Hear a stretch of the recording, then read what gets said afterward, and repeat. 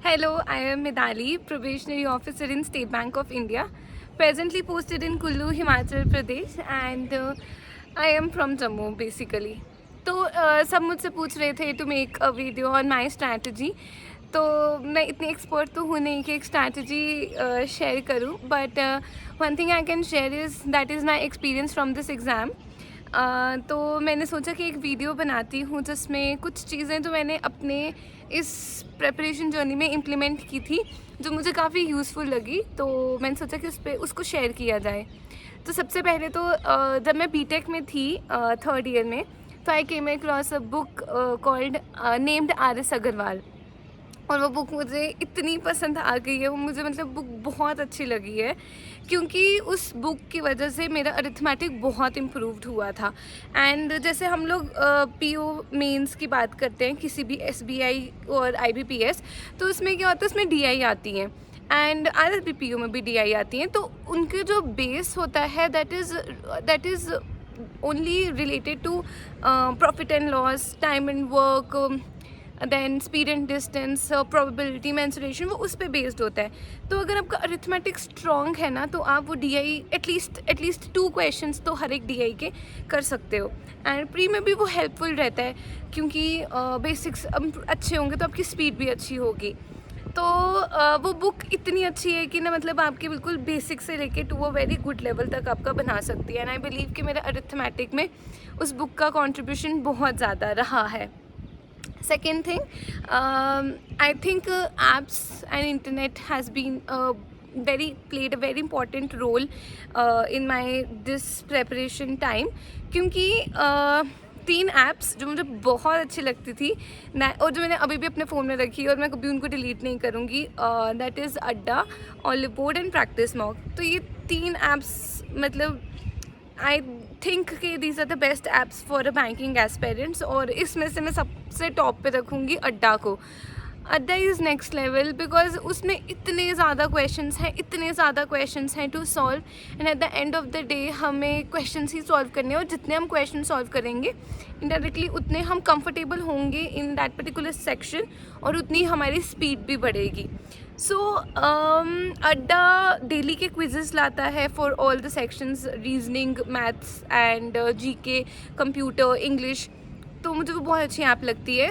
Then olive board के मॉक्स काफ़ी अच्छे होते हैं. मैं ऐसे नहीं बोलूँगी कि बिल्कुल पेपर लेवल के होते हैं, बट वो पेपर से थोड़े अप लेवल के होते हैं बिकॉज इट प्रिपेयर अस कि मतलब हम एक अच्छे लेवल के क्वेश्चंस के लिए भी प्रिपेयर हो जाते हैं अगर हम ऑलिव बोर्ड के मॉक्स अच्छे से दें. तो प्रैक्टिस मॉक के मॉक्स जो होते हैं वो काफ़ी इक्विवेलेंट टू जो रियल पेपर होता है वो उस तरह से होता है. और प्रैक्टिस मॉक की ऐप्स में भी you can find abundant of questions available for you to solve.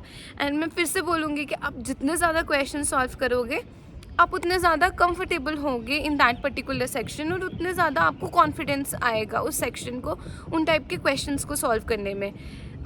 Then third thing, as I said कि ना internet is very helpful in this preparation time. और मैं क्या करती थी जब मैं बीटेक में थी, तो हम क्या करते थे कि जब भी पेपर होता था, फाइनल एंड सेमेस्टर पेपर होता था, तो हम प्रीवियस ईयर क्वेश्चंस देखते थे कि पैटर्न देख लेते थे कि किस तरह से आते हैं, किस टाइप के क्वेश्चंस आते हैं, वैसे ही क्वेश्चंस पढ़ के जाते थे और पास हो जाते थे. तो सिमिलर फंडा मैंने अपनाया अपने इस बैंकिंग एग्ज़ाम में.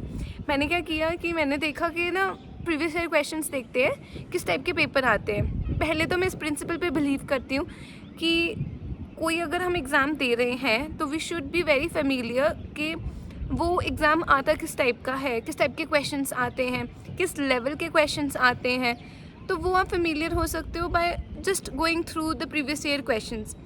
2017 से लेके 2021 तक के क्वेश्चंस देखो क्योंकि 17 में पैटर्न चेंज हुआ था और इंटरनेट में वो सारे अवेलेबल हैं. तो एक साल में एसबीआई पीओ हुआ, क्लर्क हुआ, आरआरबी पीओ हुआ, आरआरबी क्लर्क हुआ, आईबीपीएस पीओ हुआ, आईबीपीएस क्लर्क हुआ. तो 6 सेट आपको एक साल में मिल जाएंगे. तो सारे सॉल्व करो. 17, 18, 19, 20, 21 के हर एक सेट 6 सेट सॉल्व करो, आप खुद ही ऑटोमेटिकली फेमिलियर हो जाओगे कि किस टाइप का पेपर आता है। तो आई डोंट थिंक फिर आपको किसी भी तरह की स्ट्रैटेजी या गाइडेंस, फिर आप खुद ही अपनी एक स्ट्रैटेजी बना सकते हो अकॉर्डिंग टू कि मतलब जब आपने सारे क्वेश्चन सॉल्व कर लिए, आपको पता चल गया कि आप किस में वीक हो। जब आप देखोगे ना आपको एक क्वेश्चन में ज़्यादा टाइम लग रहा है, तो वो टॉपिक आप सॉल्व करो, आप देखो कि अच्छा मुझे इसमें टाइम लग रहा है तो I should solve this topic के क्वेश्चंस मुझे सॉल्व करने चाहिए ज़्यादा, तो मैं कंफर्टेबल हो जाऊँ और मैं कॉन्फिडेंट हो जाऊँ इस क्वेश्चंस इन टाइप के क्वेश्चंस में।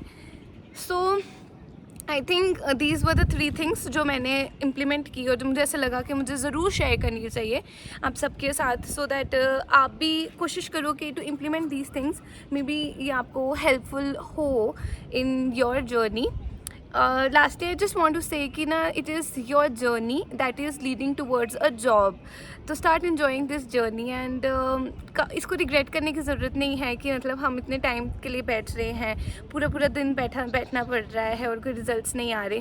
किसी को मे बी 3 महीने में कम हो सकता है, because may be they were good in दो स्टफ अर्लियर ओनली, और मे बी किसी को 2 साल लग सकते हैं, बट इट्स अ जर्नी और इसको एंजॉय करो। Eight the end of the day आपको जॉब मिलेगी।